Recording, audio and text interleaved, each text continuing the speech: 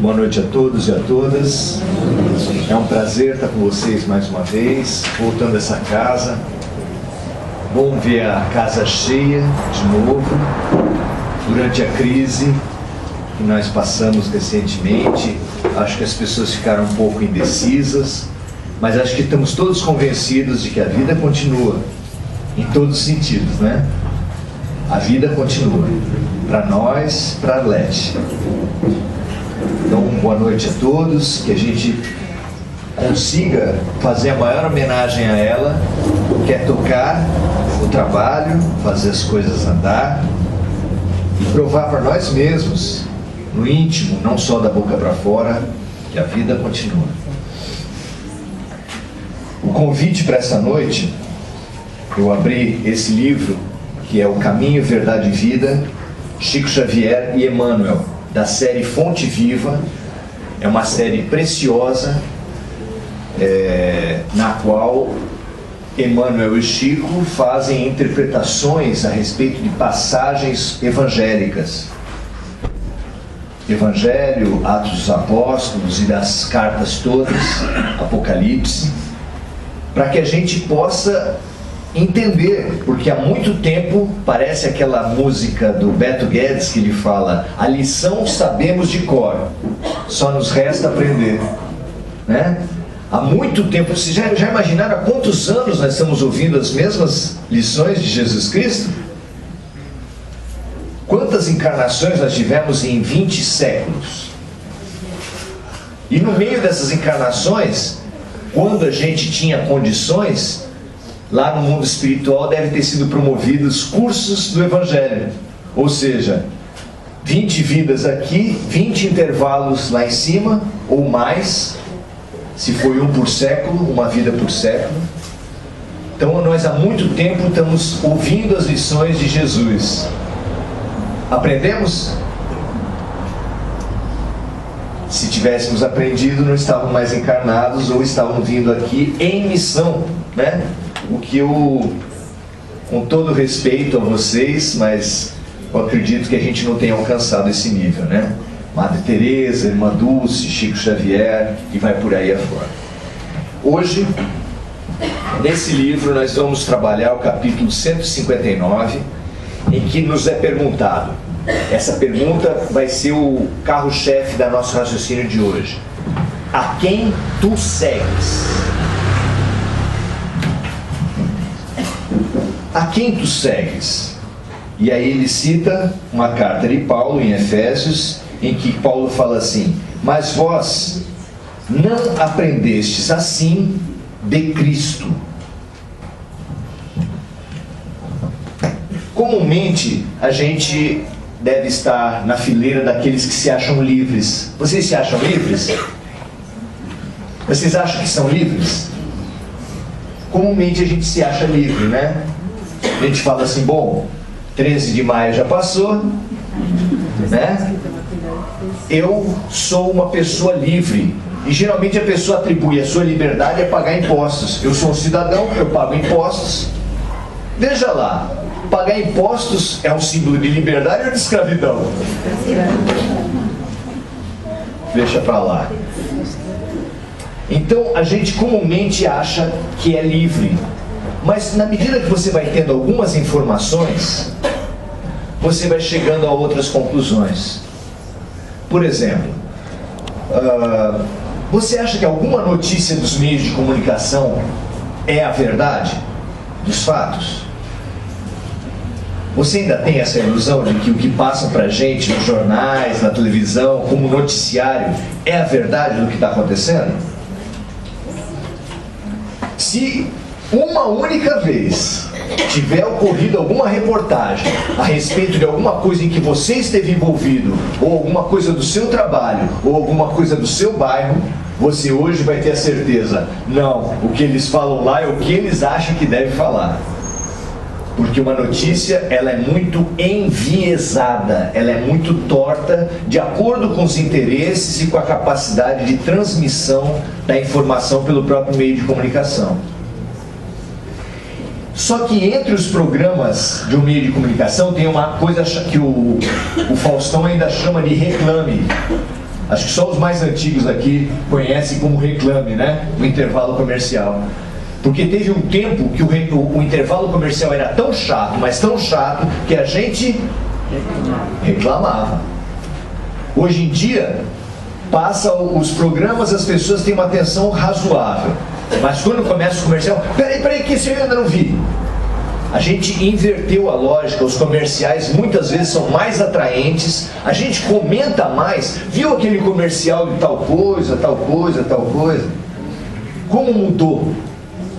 Em pouco tempo, porque afinal de contas nós somos jovens, né? Jovens. No tempo que era Reclame, era jovem. Os jovens aqui não devem nem, só sabem disso através do Faustão, porque senão eu nem saberia que o intervalo comercial já foi chamado assim. Você acha que o que a propaganda quer passar para a gente é informação? Eles têm os interesses os mais variados, entre os quais criar necessidades. Eles precisam criar necessidades na gente, porque se for só satisfazer a necessidade não dá certo. Eu não sei se vocês já ouviram falar sobre um vídeo que tem no YouTube chamado A História das Coisas. É um vídeo rápido que conta como é que as coisas são produzidas e a estratégia, conhece? A estratégia de colocação dos produtos. Lá eles falam que há uma estratégia das empresas chamada obsolescência programada, que em rápidas palavras seria o seguinte: se eu produzir um computador e eu tiver uma inovação tecnológica a inserir nele, eu divido essa inovação em, por exemplo, 5 etapas. Aí eu coloco a primeira, porque se eu colocar tudo de uma vez, falta novidade para depois. Então eu coloco a primeira, depois eu coloco a segunda, depois a terceira, depois a quarta.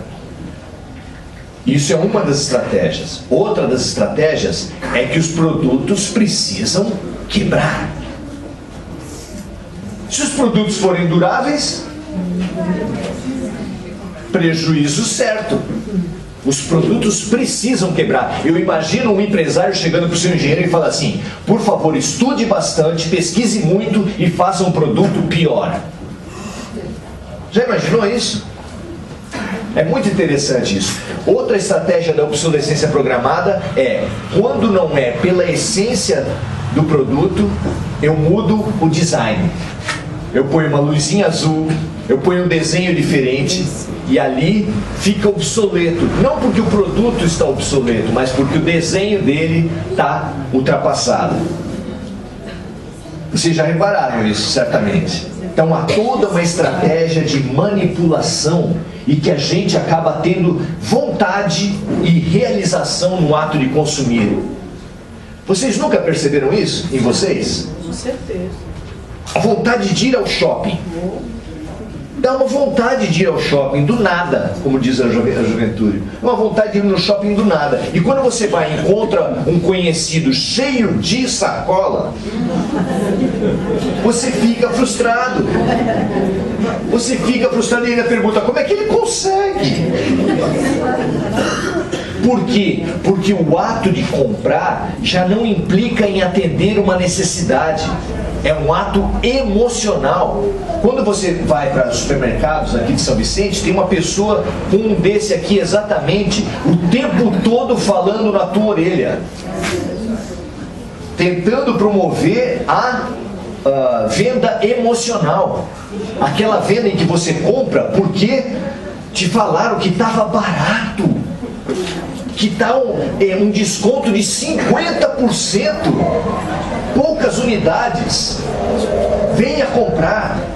E aí a pessoa compra, chega em casa e fala assim: puxa, comprei pela metade do preço, olha que vantagem eu levei. E se tiver um chato na família vai perguntar: mas você precisava? E aí ela percebeu que ela é um bonequinho na mão da publicidade, das estratégias de venda.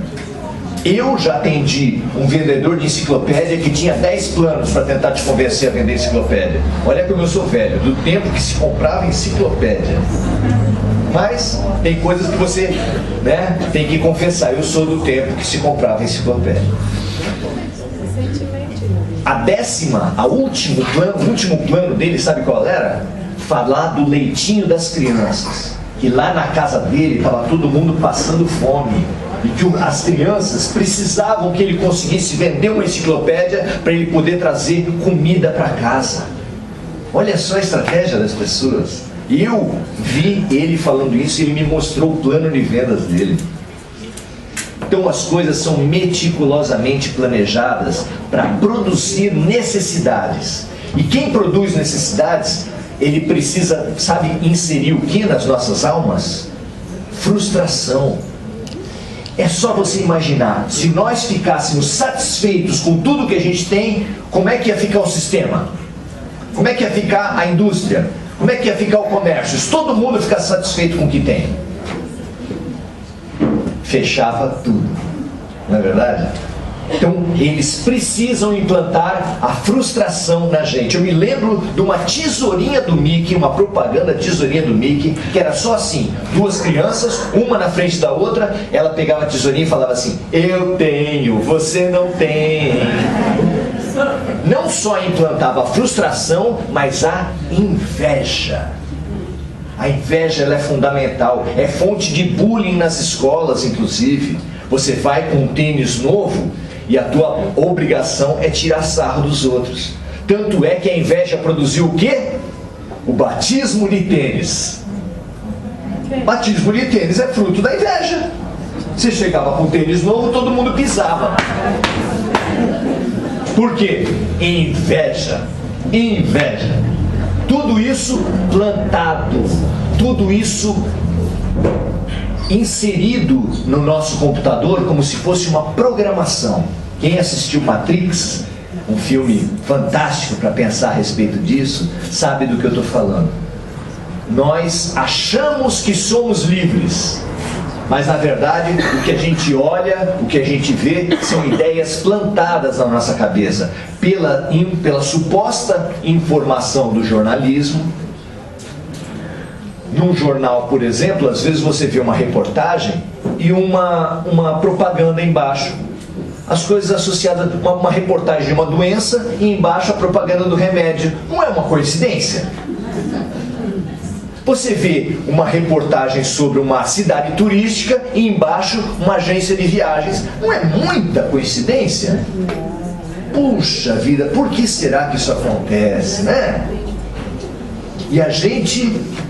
tenho sede de Coca-Cola, tenho fome de McDonald's. É impressionante como a gente pensa que é livre. É só isso que tenta manipular a gente? E no ano que tem eleição, alguém tenta manipular a gente? Oh, beleza. Qual é a prioridade de um candidato? Ele faz pesquisas antes para saber a sua prioridade. Por quê? Ele não tem ideias próprias, ele quer falar o que você gostaria de ouvir. Aí ele faz pesquisas e fala: minha prioridade é o que você quiser. Qual é a prioridade dele então? Nenhuma. É claramente uma mentira, um oportunismo. Mas isso também nós estamos cansados de saber.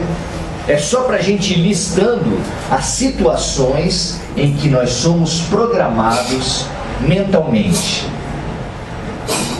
Na religião, nós somos programados também? Não. Não? Sim. Não, porque você pode pesquisar, estudar. Poder a gente pode, mas que a tentativa de manipulação ela é clara. Você é virtuoso, sim. Lembra do Amaré? Tinha um álbum de figurinha autoadesiva que era Amaré. Vocês lembram dessa? Hoje vou dar vários sinais de velhice extrema, explícita. A gente pode perceber claramente como a gente é, como tentam fazer a nossa cabeça. Ser virtuoso religiosamente é usar saias longas. Está claro que uma mulher que usa saias longas é mais virtuosa do que mulher que usa calça comprida, não é verdade? Tá claro que quem tiver cabelos longos e presos, porque cabelo solto não é coisa de mulher virtuosa. Vai ser mais virtuosa do que quem não tiver. Que mais? Quem usar... E aí as virtudes são passadas para a gente das formas mais variadas. Se você cumprir os 5 sacramentos, batizar, crismar, casar, confessar, comunhão, ainda tem a extrema-unção. Ou seja, se você fizer isso, não importa o que você pense, não importa o que você sinta, não importa o que você faça. Se você cumprir esses ritos, seus problemas se acabaram. Bacana! Adolf Hitler, se chegasse no final e falasse para um padre assim: eu me arrependo. E quem não se arrepende? Se você não se arrepender, você vai para azeite quente por toda a eternidade. Ferver no azeite quente. Você se arrepende? Não ato, é só falar. Então eu falo, me arrependo. Numa outra doutrina cristã, você está salvo se você pagar o dízimo. Não interessa o que você faça. Se pagar o dízimo, bacana, tá legal. Aí você vem para o espiritismo. Você acha que a gente vem para o espiritismo numa cabeça vazia? Sem programação, a gente vem virgem, limpinho para o espiritismo? Claro que não, gente. Nós não temos 30 anos de catolicismo, nós não temos 20 anos de outras religiões. Nós temos pelo menos 2000 anos de distorção do cristianismo na nossa cabeça. 2000 anos!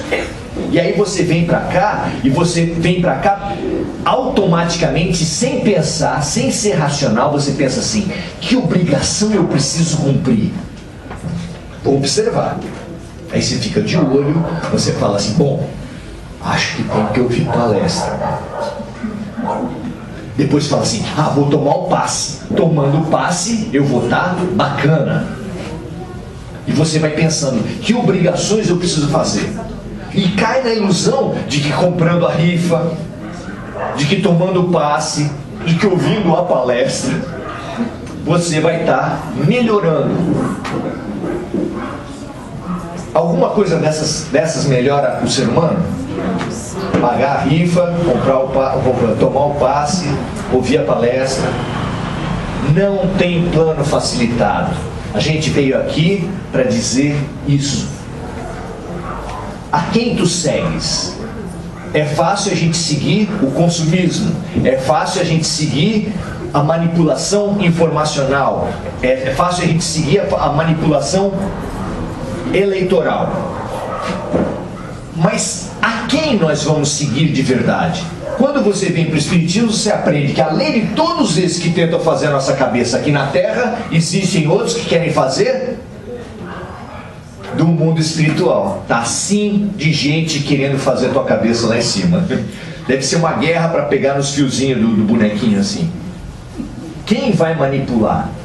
Quem nos manipula? Se você ler a série André Luiz, você vai ver os diversos mecanismos que existem de manipulação, de obsessão das pessoas. Existem vários. Como a gente vai pensar que é livre depois de tanta tentativa de manipulação? É mais ou menos assim: alguém quer manipular, alguém quer dirigir minha vida? Pega a senha e entra na fila, porque tem uma fila de gente querendo te manipular. Uma fila. E não é só dessas grandes forças, não. Contato humano, você vai pedir ajuda de alguém, a pessoa já quer te dar conselho. Se fosse eu, faria isso. É ou não é? Todo mundo tem solução para os seus problemas, todo mundo tem ideia para você. Todo mundo, olha, tive uma ótima ideia para você fazer. Como é que é? Se a ideia é ótima, por que você não faz? É que nem o palpite da loteria. Eu tenho um palpite da loteria que é certo, se você jogar você ganha. Ué, se fosse certo eu ia passar para alguém? Por que todo mundo tem conselho um para o outro? Todo mundo tem saída para a vida dos outros? Todo mundo acha que tem solução para o problema dos outros, mas ele mesmo também está cheio de problemas. Então nós estamos num mar de influências, num mar de pessoas que querem dirigir a vida do outro. Alguém ainda acha que é livre? Pois a pergunta de hoje é a quem tu segues, dizendo que existe um caminho. Existe um caminho para longe das manipulações, que a gente pode optar por isso. Esse caminho se autodenominou: eu sou o caminho, a verdade e a vida. E ainda falou assim: conhecereis a verdade e a verdade vos libertará. Existe um caminho para a liberdade do ser humano. Existe mesmo? E a gente fica em dúvida. Será que existe? Por quê? Porque grande parte das doutrinações, das programações espirituais, das explorações, veio de instituições que se autodenominavam cristãs. Então você já fica com o pé atrás. Será que o Cristo é libertador? Porque tanta gente que quer me manipula em nome de Cristo. Já teve assassinatos em massa de protestantes na noite de São Bartolomeu em nome do Cristo. Já teve torturas sistemáticas por todo o mundo em nome do Cristo com a Santa Inquisição. Já teve guerras promovidas em nome do Cristo, como foram as cruzadas, que abarcaram praticamente 1 milênio da humanidade, onde os cristãos achavam que estavam fazendo a vontade de Deus, porque o Papa falou que se fazia a vontade de Deus matando árabes. Hoje, não por acaso, os árabes proclamam em alto e bom som que se faz a vontade de Deus matando cristãos. E todo mundo vai para o paraíso com assassinato. É uma coisa fantástica o que o ser humano faz. Então, gente, nós podemos encontrar um caminho. E Jesus, que sabia que a mensagem dele ia ser totalmente distorcida, ele falou assim: eu queria falar toda a verdade para vocês, eu queria poder falar tudo para vocês, mas não posso. Não posso falar tudo pela dureza dos vossos corações. Mas, se cumprires minimamente o que eu falei, eu rogarei ao Pai, e Ele vos enviará um novo Consolador, o Consolador prometido, que virá vos lembrar de tudo que eu disse. Mas por que precisaria lembrar do que Jesus disse? Porque foi esquecido. Eu virei contar toda a verdade. Por que o Consolador ia conseguir falar toda a verdade, se nem Jesus pôde pela dureza dos nossos corações?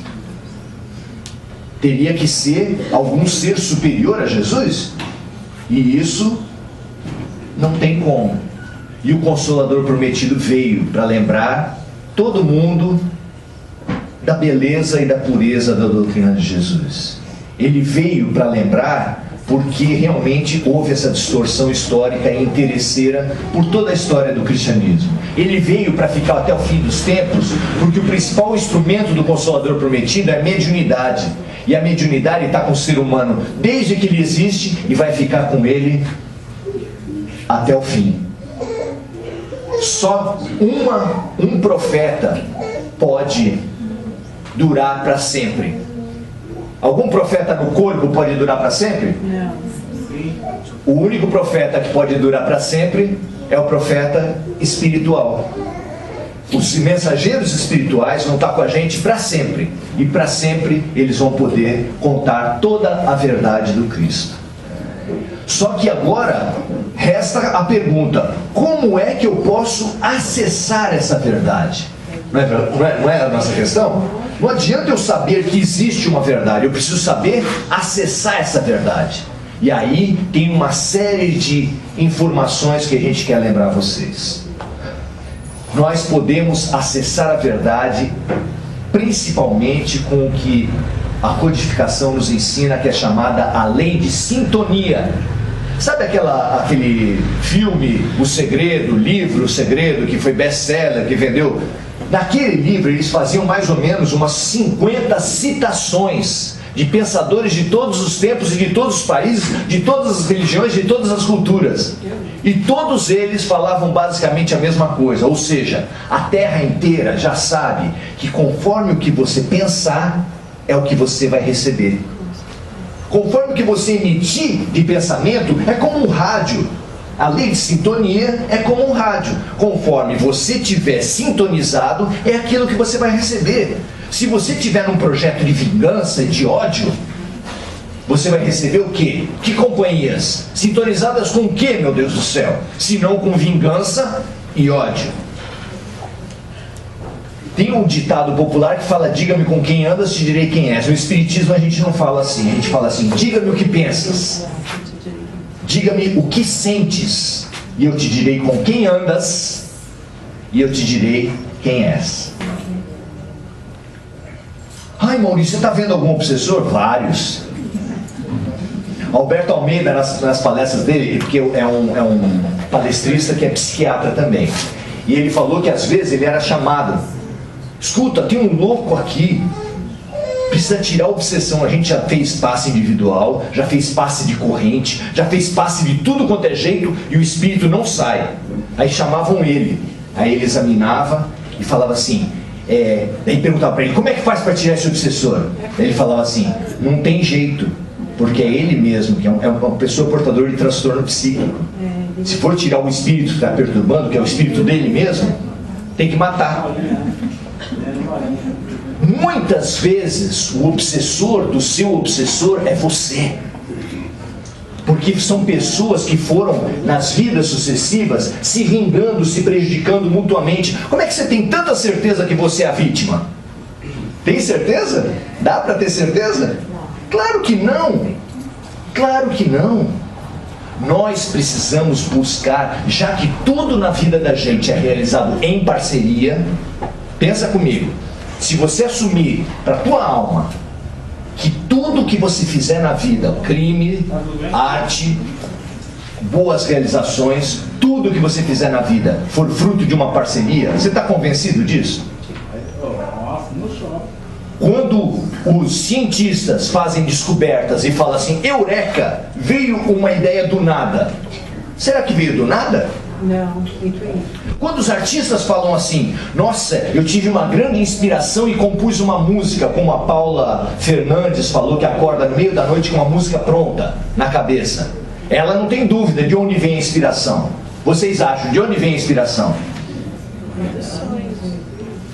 Se você lê um livro como Ícaro Redimido ou Casa dos Escritores, da Patrícia, o Ícaro Redimido fala sobre a história de Santos Dumont, você vai ter a certeza de que as ideias principais que foram trazidas à Terra foram por um planejamento espiritual. Eles chegaram lá à conclusão: finalmente chegou o tempo de trazer o avião. A máquina, ao advento do mais pesado que o ar, finalmente vai vir. E Leonardo da Vinci compôs um grupo de trabalho com Santos Dumont, os irmãos Wright e mais meia dúzia de cientistas do mundo todo, e planejaram como trazer o avião para a Terra. E os livros são planejados no mundo espiritual, e o computador foi planejado no mundo espiritual. Só é permitido que venha quando ele faz um sentido. E concordem comigo, às vezes faz um sentido já vir, mas o ser humano ainda não consegue usar todo para o bem. O avião foi usado todo para o bem? Por isso que Santos Dumont se matou. Justamente porque não foi usado todo para o bem. Mas mesmo assim o mundo espiritual dá um crédito de confiança que nós quase sempre jogamos fora. Nós precisamos saber como ouvir a vontade de Deus para as nossas vidas. Essa é a questão mais séria das nossas existências. Se Deus pode ser o nosso grande orientador, Kardec perguntou assim para os espíritos: quem a humanidade, quem o mundo espiritual, quem Deus colocou para nos servir de modelo e guia? Tanta gente tenta nos manipular, tanta gente tenta nos dirigir. Quem de verdade é o nosso verdadeiro modelo e guia? E a resposta: vede Jesus. Mas como ouvir a vontade de Jesus? Será que a gente tem condição de ler o Evangelho e interpretar? Foi proibido por muito tempo. Proibido por quê? Porque era em latim. Proibido por quê? Porque era proibido mesmo. Só quem podia ler e interpretar o Evangelho eram os sacerdotes. Será que a gente se sente à vontade hoje para ler e interpretar o Evangelho? Como é que você vai ouvir a vontade de Deus para a tua vida? Dá uma dica aí.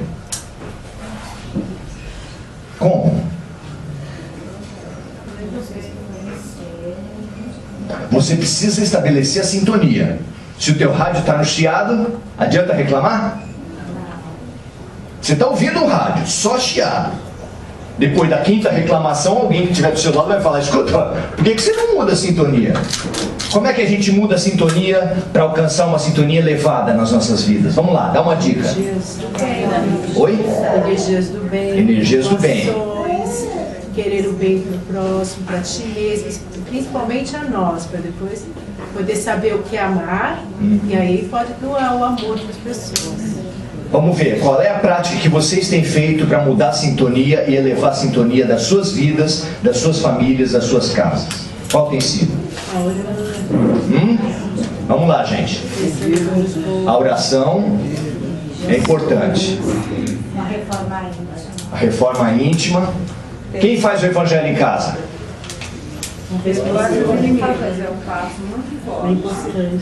Vem sempre perdoar os inimigos. Tem gente que faz o evangelho em casa e fica brigando com o evangelho. Não, esse evangelho deve estar viciado, porque eu abro sempre no mesmo lugar. Está viciado não. Sabe quem está viciado? Você. E aí eles sabem que você precisa ouvir 10 vezes, 20 vezes a mesma coisa. E você ainda culpa o evangelho. Não, é o evangelho que está viciado. Né? Não. Né? Não. Ah, é coincidência. Eu fui lá no centro e veio a palestra que eu estava querendo ouvir. Ainda bem que você chegou nesse estágio. Porque tem muita gente que vem falar para mim assim: Maurício, eu tenho um conhecido que precisava muito ouvir a sua palestra. Como um conhecido? Como um conhecido? Divaldo Pereira Franco, numa crise, foi falar com a sua guia espiritual, Joana de Ângeles, e falou para ela assim: Joana, por favor, eu estou numa crise muito grande, eu sei, Divaldo, você está. Dá uma mensagem para mim, você dá mensagem para tanta gente, faz uma mensagem para mim, para eu poder me orientar. Ele falou assim: como assim uma mensagem para você? Pois é, você faz mensagem para um monte de gente, faz uma para mim pelo menos. Daí ele falou: pega qualquer uma e lê. Aí a mensagem era toda: você. E aí ela perguntou: quem você acha que é o você? Por que a gente sempre acha que é pro outro? Se você falou que bom que está caindo para mim, é a primeira beleza que tem. Porque a porta que abre a tua vida para a luz chama-se humildade. Primeira bem-aventurança de Jesus Cristo é: bem-aventurados os humildes. Primeira, sem a humildade não tem mais nenhuma virtude. Ninguém pode ensinar nada para a pessoa que é autossuficiente, que acha que já sabe tudo. Então, se você fizer evangelho em casa e fizer com autossuficiência, peraí, eu vou tentar explicar para os outros o que Jesus está querendo falar. Não, cara. O ouvido mais perto da boca da gente é o nosso. Então a gente pode fazer o evangelho em casa. É muito difícil?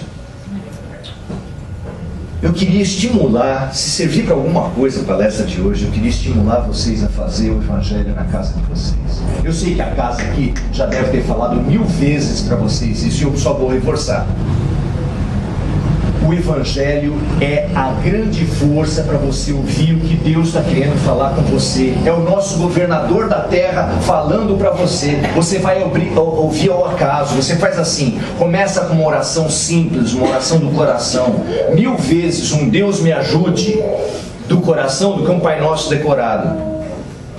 Faça uma oração de coração, leia o Evangelho e você vai descobrir o que Deus está querendo te ensinar, o que Deus está querendo te trazer através das tuas dificuldades, aquelas dificuldades que você tenta, cisma, impedir o afastamento delas. Não, você precisa pedir o entendimento delas.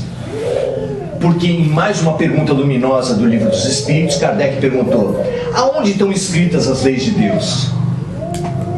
A gente aqui, se alguém está acompanhando o que eu estou falando, deve ter pensado assim: no Evangelho, não é? Deve estar pensando, se você for judeu, você pensa assim na Torá. Se você for muçulmano, você pensa no Alcorão. Porque todas as religiões têm um livro de sabedoria. Aonde estão escritas as leis de Deus? Na consciência. Você acha que você consegue ouvir e seguir a voz da consciência? Você acha que você tem conseguido? Fala sinceramente. Às vezes. Com certeza dá. Só você ouvir. Muitas vezes ela te dá sinal. E se você teimar, se arrepende. Mas minha amiga, tem uma barulheira nessa cabeça. Tem uma barulheira. Uma vai, outra vai. Pois é, parece aquela coisa do Tom e Jerry. Tem um tomzinho azul e outro vermelho. Um fala, faz isso, faz isso, faz isso. O outro fala, faz aquilo, faz aquilo, faz aquilo. Nós temos uma barulheira na nossa cabeça. Nós precisamos aprender a silenciar, a tirar as ideias oportunistas, as ideias interesseiras, as ideias orgulhosas. Esse exercício é o exercício da oração para os ocidentais, é o exercício da meditação para os orientais. Silenciar o ego, silenciar os interesses. Se você fizer isso todo dia, a meditação ou a oração de verdade, não a oração barulhenta. Como é que é a oração barulhenta? Deus, olha, tira isso, dá aquilo, faz não sei o quê. E depois você nem ouve a pegadinha de Jesus que fala, seja feita a vossa vontade, assim na terra como no céu. Depois que você mandou Deus fazer tudo, aí você fala, seja feita a vossa vontade? Não. Ou você precisa ser sim, sim e não, não. A autenticidade do nosso espírito está em a gente conseguir dizer, seja feita a vossa vontade. Pai, eu não sei o que é melhor para mim. Por isso, não vou pedir coisas objetivas. Vocês conseguem fazer oração sem pedir coisas objetivas? Eu faço. Nenhuma. Eu faço. Seja feita a voz. Se você tiver que fazer só uma partezinha do Pai Nosso, só faz essa. Só faz essa. Fale do fundo da tua alma. Seja feita a vossa vontade, assim na terra como no céu. Como uma criança humilde que reconhece, Pai, eu sou muito pequenininho para querer saber o que é bom para mim. E aí, como uma criança que ainda não sabe atravessar a rua, levanta a mão e o pai leva, a mãe leva para atravessar a rua, você vai ouvir no fundo da tua alma aquela música tão antiga, segura na mão de Deus e vai. Obrigado, gente.